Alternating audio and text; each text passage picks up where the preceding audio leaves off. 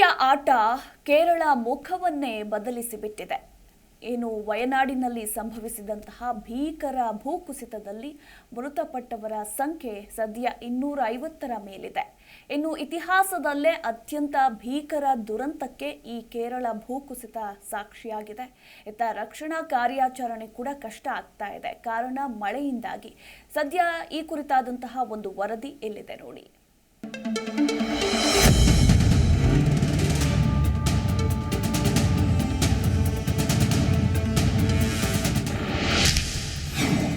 ಕೇರಳ ಭೂಕುಸಿತದಲ್ಲಿ 200ಕ್ಕೆ ಏರಿದ ಸಾವಿನ ಸಂಖ್ಯೆ. 90 ಶವಗಳ ಗುರುತು ಪತ್ತೆ, ಇನ್ನು 225 ಜನ ನಾಪತ್ತೆ. ಘನಘೋರ ದೃಶ್ಯಕ್ಕೆ ಸಾಕ್ಷಿಯಾದ ದೇವರ ನಾಡು. ಕೇರಳದ ಈ ಒಂದೊಂದು ದೃಶ್ಯವೂ ಭೀಕರ, ಭಯಾನಕ, ಘನಘೋರ.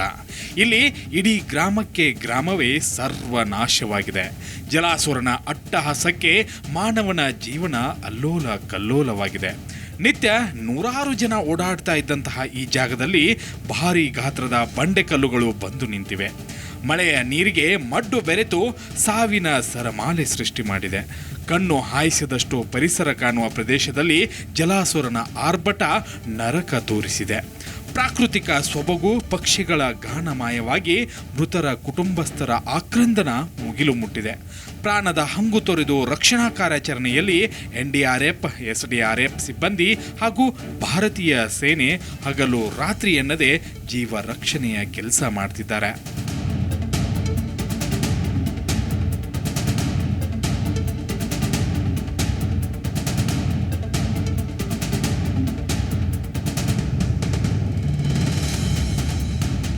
ದೇವರ ನಾಡು ಎಂದು ಕರೆಯಲ್ಪಡುವ ಕೇರಳದಲ್ಲಿ ಪ್ರವಾಸಿಗರ ನೆಚ್ಚಿನ ತಾಣವಾಗಿದ್ದ ವಯನಾಡು ಸದ್ಯ ಭೀಕರತೆಯ ನೆಲೆಯಾಗಿದೆ. ಕೇರಳದ ಹಲವು ಕಡೆ ಧಾರಾಕಾರ ಮಳೆಯಾಗ್ತಾ ಇದ್ದು ಈಗಾಗಲೇ ಸಾವಿರಾರು ಮಂದಿಯ ಬದುಕು ಬೀದಿಗೆ ಬಿದ್ದಿದೆ. ಭೂಕುಸಿತದಲ್ಲಿ ಸಾವಿನ ಸಂಖ್ಯೆ 200ಕ್ಕೆ ಏರಿದ್ದು 90 ಶವಗಳ ಗುರುತು ಪತ್ತೆಯಾಗಿದೆ. ಇನ್ನು 225ಕ್ಕೂ ಹೆಚ್ಚು ಜನರು ನಾಪತ್ತೆಯಾಗಿದ್ದಾರೆ ಎಂದು ಅಧಿಕಾರಿಗಳು ಮಾಹಿತಿ ನೀಡಿದ್ದಾರೆ. ಮೆಪ್ಪಾಡಿಯಲ್ಲಿ ಮಳೆಯ ನಡುವೆಯೂ ರಕ್ಷಣಾ ಕಾರ್ಯ ಮುಂದುವರೆದಿದೆ. 8 ಕ್ಯಾಂಪ್ಗಳಲ್ಲಿ 8,000ಕ್ಕೂ ಹೆಚ್ಚು ಜನರಿಗೆ ಆಶ್ರಯ ಕೂಡ ನೀಡಲಾಗಿದೆ.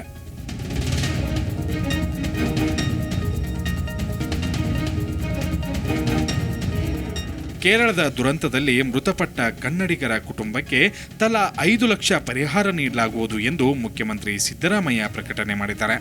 ಈಗಾಗಲೇ ರಾಜ್ಯದ 2 ಹಿರಿಯ IAS ಅಧಿಕಾರಿಗಳು ಮೂಲತಃ ಕೇರಳದವರಾಗಿದ್ದು ಹಣಕಾಸು ಇಲಾಖೆ ಕಾರ್ಯದರ್ಶಿ ಡಾಕ್ಟರ್ PC ಜಾಫರ್ ಮತ್ತು ಮತ್ತೊಬ್ಬ IAS ಅಧಿಕಾರಿ ದಿಲೀಪ್ ಶಶಿ ಅವರನ್ನ ನಿಯೋಜನೆ ಮಾಡಲಾಗಿದೆ.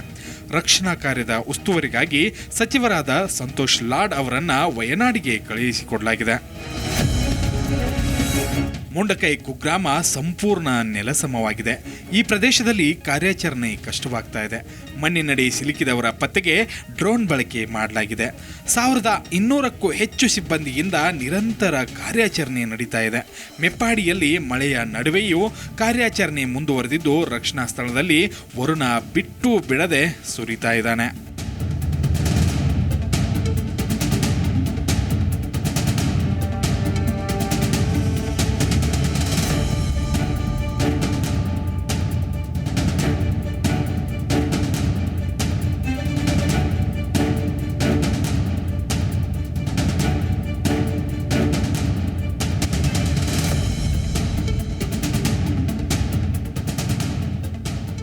ವಯನಾಡಿನಲ್ಲಿ ಪ್ರಾಕೃತಿಕ ವಿಕೋಪ ಸಂಭವಿಸುವ ಬಗ್ಗೆ ಕೇರಳ ಸರ್ಕಾರಕ್ಕೆ ಮುನ್ನೆಚ್ಚರಿಕೆ ನೀಡಲಾಗಿತ್ತು. ಜೊತೆಗೆ 9 NDRF ತಂಡಗಳು ಕೇರಳ ರಾಜ್ಯಕ್ಕೆ ಆಗಮಿಸಿದವು.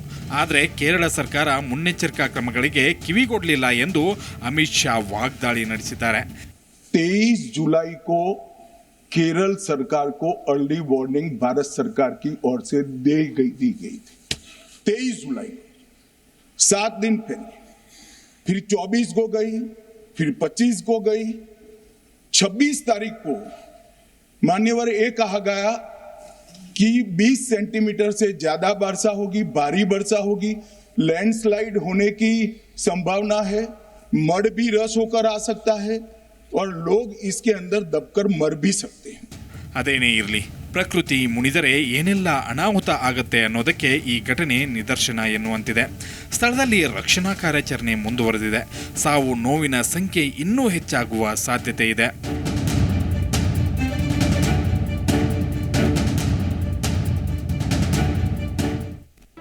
ಜಿ ಕನ್ನಡ ನ್ಯೂಸ್ ಈಗ ನಿಮ್ಮ ಮನೆಯಲ್ಲೇ ನೋಡಿ. ಎಲ್ಲ ಕೇಬಲ್ಗಳಲ್ಲಿ ಈಗ ಲಭ್ಯ. Sun Direct 292, Jio TV 1334, U digital 162, city cable 51, GTPL 17, Abhishek cables 821, Rock Line telecommunication 51, Shri Basaveshwara number 60, Vinayaka digital number 53, in digital number 896ರಲ್ಲಿ. ನಿಮ್ಮಿಸ್ತದ ಜಿ ಕನ್ನಡ ನ್ಯೂಸ್ ನೋಡಿ ಆನಂದಿಸಿ.